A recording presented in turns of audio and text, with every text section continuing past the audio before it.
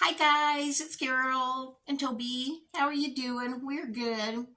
We tried something new today at my house. I wanted to have baked potatoes and veggies for lunch. So we were going to be gone. Casey had to take me to the mental health clinic because I don't drive. We were going to be gone this morning. My other daughter Becky and my grandkids would be here for lunch with us, and so I wanted to have baked potatoes.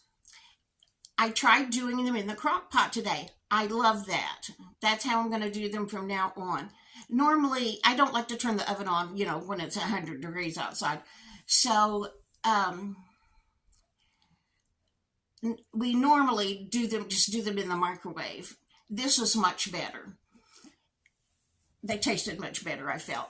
Anyway, what I did is scrub the potatoes really good. 5 fairly large potatoes. Scrubbed them, pierced them about 16 times with a fork. Rubbed olive oil on the outside and then grated pink Himalayan salt over them. Just put them in the bottom of the crock pot in a flat layer. I have that oval crock pot. 5 potatoes fit in there just fine, and a flat layer in the bottom.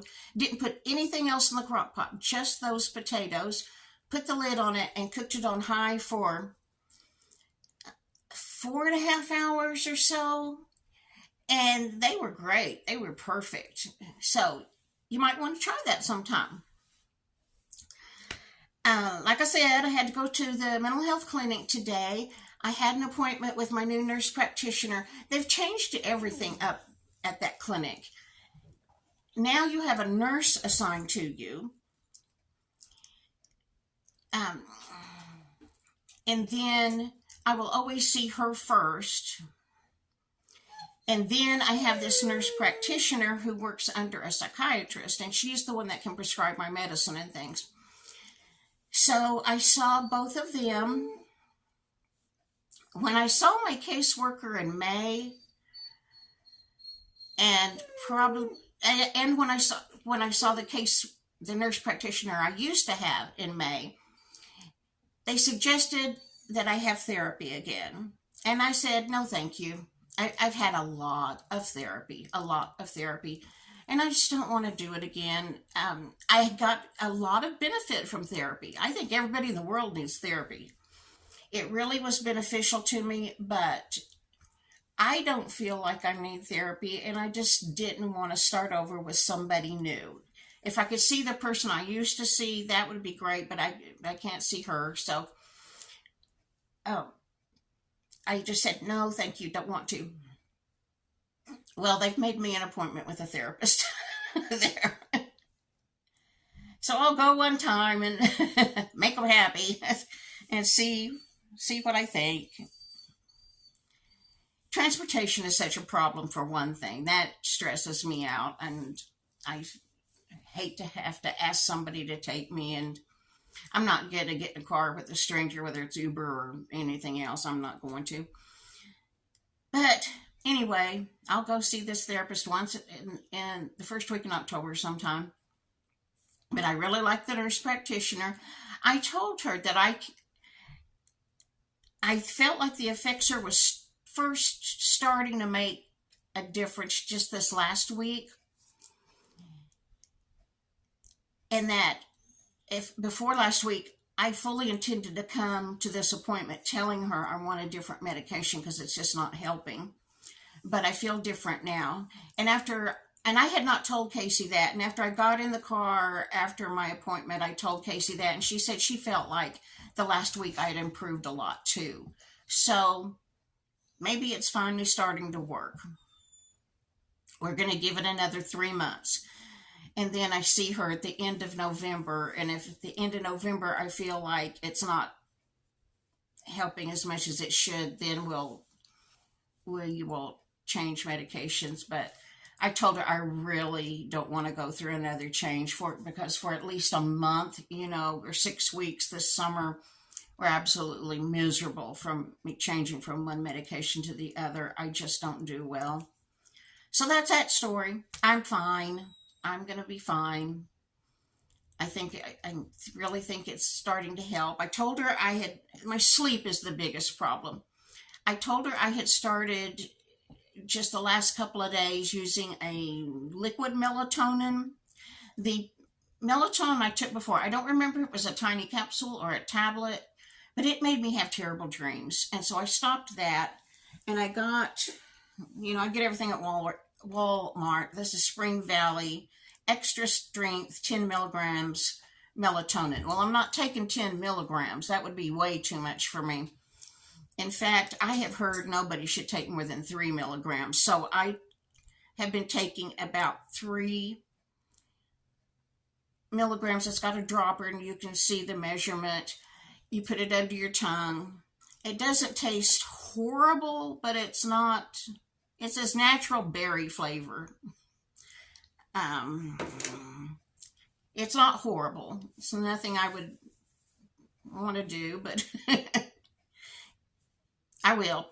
Anyway, we're going to give that a try. If I can get my sleep straightened out, I might feel so much better. As it is now, I sleep in 2-hour stretches, and that's just, and then I wake up and I have to go to the bathroom, and then I can't get back to sleep, and then I sleep for about 2 hours and have to get up and go to the bathroom, can't get back to sleep. But anyway, we're going to work on that. So that was my day today. I really liked baking the potatoes in the crock pot. I didn't wrap them in foil. I had looked at numerous ways of doing it. Some said wrap them in foil. Most did not, so I didn't wrap them in foil. I just figured that's an extra expense, and I would try it like this first, so I did.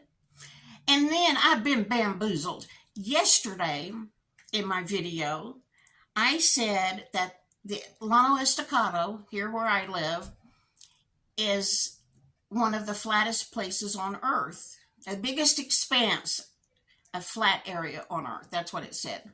I got that information from Texas A&M. The kids, nobody in my family had watched that video. Casey usually gets around to it. Taylor usually gets around to it. No barking, but nobody had mentioned it. So I put in flattest area on Earth on my phone to pull it up. It said someplace in Russia and Florida. It said, you may think it's Kansas, but Kansas isn't even on the top 5. Texas wasn't either. So